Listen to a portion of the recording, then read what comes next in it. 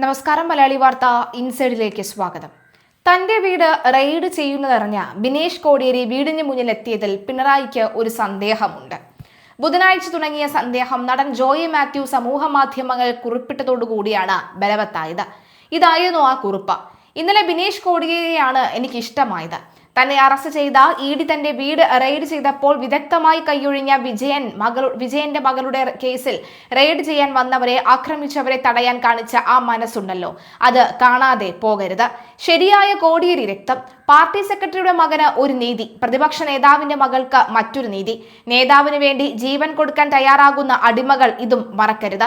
വീണയുടെ കേസുമായി ബന്ധപ്പെട്ട ഇഡി റെയ്ഡിൽ PB അംഗം പിണറായി വിജയന് CPM പരിധിവിട്ട പ്രതിരോധം തീർത്തപ്പോൾ മറ്റൊരു PB അംഗമായിരുന്ന കോടിയേരി ബാലകൃഷ്ണന്റെ മകൻ ഉൾപ്പെട്ട ഇഡി കേസിലെ പാർട്ടി നിലപാട് വീണ്ടും ചർച്ചയാവുകയാണ്. 2020 ബിനീഷ് കോടിയേരിയുടെ വീട്ടിൽ ഇഡി മണിക്കൂറുകൾ നീണ്ട റെയ്ഡ് നടത്തുമ്പോൾ CPM സംസ്ഥാന സെക്രട്ടറി കൂടിയായിരുന്ന കോടിയേരി ബിനീഷിനെതിരെ വ്യക്തിപരമായി ഉയർന്ന ആരോപണമാണ് എന്നും പാർട്ടി എന്ന നിലയിൽ ആ പ്രശ്നത്തിൽ ഇടപെടാൻ ഉദ്ദേശിക്കുന്നില്ലെന്നുമായിരുന്നു നിലപാട് എടുത്തത്. അന്വേഷണ ഏജൻസിയുടെ കയ്യിൽ എന്തെല്ലാം ഉണ്ട് എന്നറിയാതെ അത് സംബന്ധിച്ച് ഒന്നും പറയാനാകില്ലെന്നും അന്വേഷണ ഏജൻസി ഇവിടെ എത്തിയത് അവരുടെ അന്വേഷണത്തിന്റെ ഭാഗമാണെന്നുമായിരുന്നു അന്ന് മുഖ്യമന്ത്രിയായിരുന്ന പിണറായി വിജയന്റെ പ്രതികരണം. എന്നാൽ റെയ്ഡ് പിണറായിയുടെ വീട്ടിലേക്ക് എത്തിയതോടുകൂടി ഇത് വ്യക്തിപരമല്ല, മറിച്ച് പാർട്ടിക്കെതിരെയാണ് എന്നുള്ള പാർട്ടിക്കെതിരെയുള്ള കടന്നാക്രമണമാണ് എന്ന നിലയിലേക്ക് പ്രതികരണവും മാറ്റിമറിച്ചു. വീണയുടേത് നിയമപരമായ ബിസിനസ് ഇടപാടാണെന്നും ഇക്കാര്യത്തിൽ പിണറായിക്ക് ഒരു പങ്കുമില്ലെന്നും പാർട്ടി പ്രഖ്യാപിച്ചു. പിണറായി കൂടി താമസിക്കുന്ന വീട്ടിൽ വീണയ്ക്കെതിരെ ഇഡി റെയ്ഡ് നടക്കുമ്പോൾ പ്രതിഷേധിച്ച CPM പ്രവർത്തകരുടെ മുൻനിരയിൽ ബിനീഷ് കോടിയേരി ഉണ്ടാകുമായിരുന്നു എന്ന കൗതുകവുമുണ്ട്. ഇത് ചൂണ്ടിക്കാട്ടിയാണ് ജോയി മാത്യുവിന്റെ പരിഹാസം നിറഞ്ഞ പ്രതികരണം. തന്റെ വീട്ടിൽ ഇഡി റെയ്ഡ് നടക്കുന്നുവെന്നറിഞ്ഞ ബിനീഷ് എത്തിയത് തന്റെ നിസ്സഹായത കണ്ട് സന്തോഷിക്കാനാണ് എന്ന് പിണറായി കരുതുന്നു. ഇഡിയെ ആക്രമിച്ച മുൻ നഗരസഭാ കൗൺസിലർ IP ബിനു ബിനീഷിന്റെ ഉറ്റ ചങ്ങായിയാണ്. ബിനു ഇന്നലെ പോലീസിന് കീഴടങ്ങി.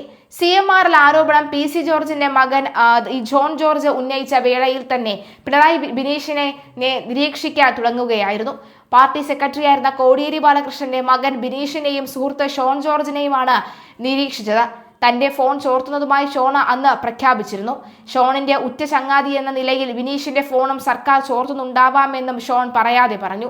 വീണ വിജയനെതിരെ PC ജോർജിന്റെ മകൻ ഷോൺ ജോർജ് നൽകിയ കേസിൽ പിന്നീട് കോടിയേരിയുടെ മകൻ ബിനീഷ് കോടിയേരിയും CPMലെ പിണറായി വിരുദ്ധരുമുണ്ട് എന്ന് അന്നേ CPM സംശയിച്ചു.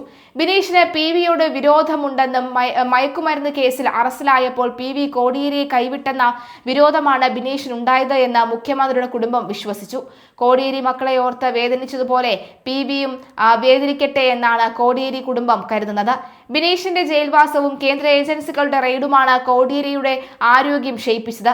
ഇതേ സാഹചര്യത്തിൽ PVയെ, അതായത് പിണറായി വിജയനെ എത്തിക്കാനാണ് കോടിയേരിയുടെ മകൻ ഇപ്പോൾ ശ്രമിച്ചുകൊണ്ടിരിക്കുന്നത് എന്നാണ് CPMലെ പിണറായി ഭക്തർ വിശ്വസിക്കുന്നത്. എറണാകുളത്തെ ഒരു അഭിഭാഷകന്റെ ഓഫീസിലാണ് ബിനീഷും ഷോണും അഭിഭാഷകരായി പ്രവർത്തിക്കുന്നത്. പിണറായി ബുദ്ധിമുട്ടിലാവുമെന്ന് മനസ്സിലാക്കിയ CPM നേതാക്കളിൽ പലരും വലഞ്ഞു. തന്റെ മകളുടെ കാര്യത്തിൽ ആരും ആവേശം കൊള്ളേണ്ടതില്ലെന്നാണ് പിണറായിയുടെ നിലപാട്. ഷോണിനെതിരെയുള്ള ആരോപണം വാർത്തയായതോടെ ഷോൺ തന്നെ മറുപടിയുമായി രംഗത്തെത്തി. പിണറായി വിജയന്റെ മകൾ വീണ വിജയനെതിരായ കേന്ദ്ര അന്വേഷണവുമായി ബന്ധപ്പെട്ട് വിശദീകരണവുമായി പരാതിക്കാരനും PC ജോർജിന്റെ മകനുമായ ഷോൺ ജോർജ് എത്തിയതിന് പിന്നാലെ ഈ കേസിനെ കുറിച്ച് ഫോണിൽ പോലും ബിനീഷ് കോടിയേരിയുമായി ചർച്ച നടത്തിയിട്ടില്ല എന്നും അത്തരം ആരോപണങ്ങൾ തെറ്റാണെന്നും ഷോൺ ജോർജ് പ്രതികരിച്ചു. ബിനീഷ് കോടിയേരി തന്റെ അടുത്ത സുഹൃത്താണ്, പക്ഷേ ഫോണിൽ പോലും ബിനീഷുമായി ചർച്ച നടത്തിയിട്ടില്ല. ഈ കേസിലെ ഞങ്ങളുടെ സൗഹൃദവുമായി കൂട്ടിക്കുഴപ്പിക്കേണ്ട, അല്ലെങ്കിൽ കുഴയ്ക്കരുത്. എനിക്ക് എന്റെ രാഷ്ട്രീയം, അവർക്ക് അവരുടെ രാഷ്ട്രീയമെന്നും ഷോൺ പറയുകയാണ്. CMRലുമായി ബന്ധപ്പെട്ട ഇന്ററിം സെറ്റിൽമെന്റ് ബോർഡ് ഉത്തരവിൽ പരാമർശിച്ച PV പിണറായി വിജയൻ തന്നെയാണ് എന്ന് അന്നേ ഷോൺ ജോർജ് പറഞ്ഞിരുന്നു.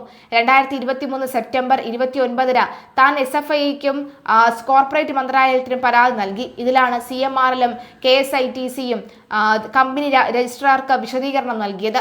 ഈ മറുപടി രജിസ്ട്രാർ ഓഫ് കമ്പനീസ് തനിക്ക് നൽകി. അതിനുള്ള മറുപടിയും താൻ ഫയൽ ചെയ്തിട്ടുണ്ട്. 6 മാസമായി പെൻഷൻ ബ്രാഞ്ച് തന്നെ നിരീക്ഷിക്കുകയാണ്. ഫോൺ ചോർത്തുന്നുണ്ട്. ബിനീഷും ഷോണും തമ്മിലുള്ള സൗഹൃദവും നിരീക്ഷണത്തിലാണ്. എക്സാലോജിക്കിനെതിരായ ഈ അന്വേഷണം എത്തിക്കേണ്ടടുത്ത് താൻ എത്തിക്കും. ഒരു രാഷ്ട്രീയ മുന്നണിയുടെയും പിന്തുണയോ സഹായമോ താൻ നേടിയിട്ടില്ല. വിഷയത്തിൽ നിന്ന് ശ്രദ്ധ തിരിക്കാൻ എന്തും സംഭവിക്കാം. തന്നെ ആരെങ്കിലും അപായപ്പെടുത്തിയാലും ഈ കേസ് മുന്നോട്ട് കൊണ്ടുപോകാൻ 5 പേരെ താൻ ചുമതലപ്പെടുത്തിയിട്ടുണ്ടെന്നും അദ്ദേഹം പറയുന്നു. കോർപ്പറേറ്റ് അഫയേഴ്സ് മന്ത്രാലയത്തിനു മുന്നിൽ ഈ വിഷയത്തിലെ ഏക പരാതി തന്റേത് മാത്രമാണ്.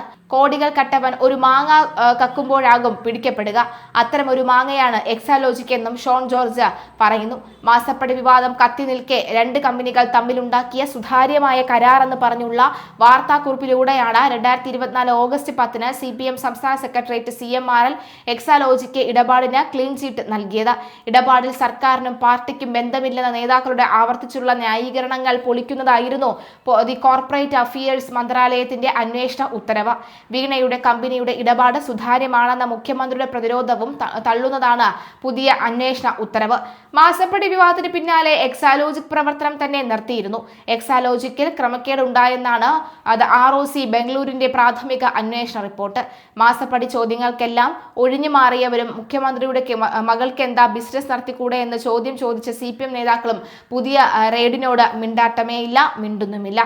പിണറായി വിജയനെയും മകളെയും കൂടാതെ രമേശ് ചെന്നിത്തല, PK കുഞ്ഞാലിക്കുട്ടി തുടങ്ങിയ UDF നേതാക്കളെയും BJP ലക്ഷ്യമിടുന്നുണ്ട്. പിണറായിക്കൊപ്പം ഇവരെയും കുരുക്കുകയാണ് BJPയുടെ ഉദ്ദേശം. CPM നേതാക്കൾ അകത്താവുകയും കോൺഗ്രസ് നേതാക്കൾ രക്ഷപ്പെടുകയും ചെയ്യുന്ന സാഹചര്യം ഒരിക്കലും ഉണ്ടാകരുതെന്ന് BJP ദേശീയ നേതൃത്വം കരുതുന്നു. BJPയെയും CPMനെയും ഒരുമിച്ച് വകവരുത്തുകയാണ് ലക്ഷ്യം. Indian administrative service, Indian police service, Indian co operative service, Indian revenue service, മറ്റ് കേന്ദ്ര സർവീസുകൾ എന്നിവയിൽ നിന്നുള്ള ഉദ്യോഗസ്ഥരാണ് ഏജൻസിക്ക് പ്രാഥമികമായി മേൽനോട്ടം വഹിക്കുന്നത്. വിവിധ സാമ്പത്തിക മേഖലകളിൽ നിന്നുള്ള വിദഗ്ധരും ഈ സ്ഥാപനത്തിൽ പ്രവർത്തിക്കുന്നുണ്ട്. 2003 ജൂലൈ 2-ന് ഇന്ത്യ ഗവൺമെന്റ് അംഗീകരിച്ച ഒരു പ്രമേയത്തിലൂടെയാണ് ഏജൻസി സ്ഥാപിക്കപ്പെട്ടത്. 1956-ലെ പഴയ കമ്പനി നിയമത്തിലെ സെക്ഷൻ 235 മുതൽ 247 വരെ നിലവിലുള്ള ചട്ടത്തിനുള്ളിൽ നിന്ന് അന്വേഷണം നടത്താനാണ് ഏജൻസിക്ക് അധികാരം ഉള്ളത്. ഏജൻസിയുടെ ആസ്ഥാനം ന്യൂഡൽഹിയിലാണ്. സാമ്പത്തിക മേഖല, മൂലധന വിപണി, അക്കൗണ്ടൻസി, ഫോറൻസിക് ഓഡിറ്റ്, നികുതി, നിയമം, ഇൻഷുറൻസ്, നിയമം, ഇൻഫർമേഷൻ ടെക്നോളജി, കസ്റ്റംസ് ഇൻവെസ്റ്റിഗേഷൻ എന്നിവയിൽ നിന്നുള്ള വിദഗ്ധർ അടങ്ങിയ ഒരു മൾട്ടി ഡിസിപ്ലിനറി ഓർഗനൈസേഷനാണിത്. 2003 ജനുവരി 9-ന് ഏജൻസി സ്ഥാപിച്ച് ഈ വാജ്പേയി സർക്കാരാണ്.